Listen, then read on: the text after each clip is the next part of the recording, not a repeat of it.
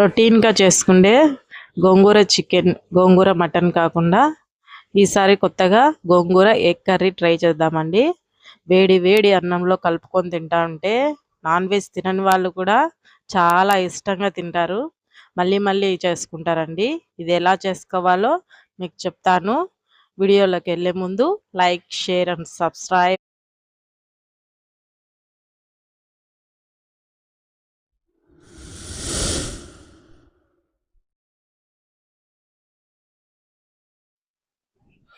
ముందుగా మనం ఒక అర డజన్ గుడ్లు ఉడికించి పక్కన పెట్టుకోవాలి. ప్యాన్ పెట్టుకొని ఆయిల్ వేసుకొని గోంగూర 2 టైమ్స్ కడిగిన గోంగూర వేసుకొని కట్ట తీసుకున్నానండి. 4 పచ్చిమిర్చి వేసి ఉడికించుకోవాలి. కోడిగుడ్లు, 2 ఆనియన్స్, ఒక టమాటా, కొంచెం కొత్తిమీర, ఒక స్పూన్ అల్లం వెల్లుల్లి పేస్ట్ తీసుకోండి. తర్వాత ప్యాన్ పెట్టుకొని ఆయిల్ వేసుకొని ముందుగా మనం ఉడికించుకునే కోడిగుడ్లు ఉన్నాయి కదండి, పసుపు, ఉప్పు, లైట్గా కారం కొద్ది కొద్దిగా వేసుకోండి.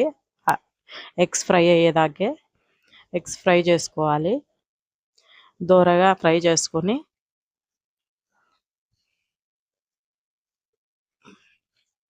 పక్కన పెట్టుకోవాలి. తర్వాత అదే ఆయిల్లో ఆవాలు, జీలకర్ర, కరివేపాకు వేసుకొని తర్వాత మనం కట్ చేసి పెట్టుకున్న 2 ఆనియన్స్ వేసేయాలి. బాగా దోరగా వేయించుకోవాలి, కలర్ చేంజ్ అయ్యే వరకు. తర్వాత ఒక స్పూన్ అల్లం వెల్లుల్లి పేస్టు, కట్ చేసిన టమాటా ఒకటి వేసుకోవాలి. అవి కూడా బాగా మగ్గించాలి, సాఫ్ట్గా అయ్యే వరకు మగ్గించాలి. తర్వాత తగినంత ఉప్పు, పసుపు, కూరకు సరిపడా కారం, కొంచెం చికెన్ మసాలా వేసి అది కూడా బాగా మగ్గించుకోవాలండి. ఆయిల్ పైకి తేలే వరకు మగ్గించుకున్నాక మనం ఉడికించి పెట్టుకున్న గోంగూరను బాగా పప్పు గుత్తితో స్మాష్ చేసి ఇందులో వేసేయాలి. దీన్ని కూడా బాగా కలిపి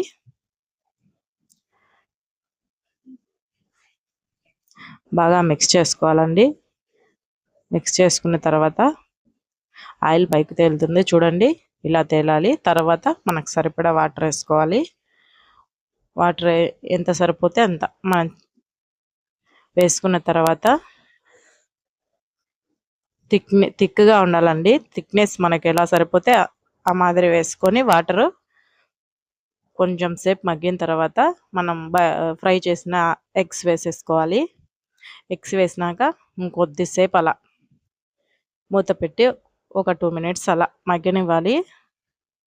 పులుపు అంతా పడుతుంది. తర్వాత లాస్ట్లో కొత్తిమీర వేసి దించేసుకోవడం, సర్వ్ చేసుకోవడమే అండి.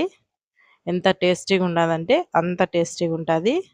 గోంగూర అంటే ఏ డిష్ చేసినా సరే గోంగూరతో చాలా టేస్టీగా ఉంటుంది.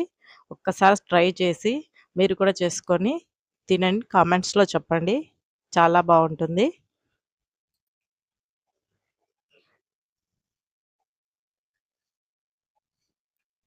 ఫస్ట్ ముద్ద మీకేనండి. చాలా టేస్టీ, చాలా బాగుంటుంది, సూపర్గా ఉంటుంది.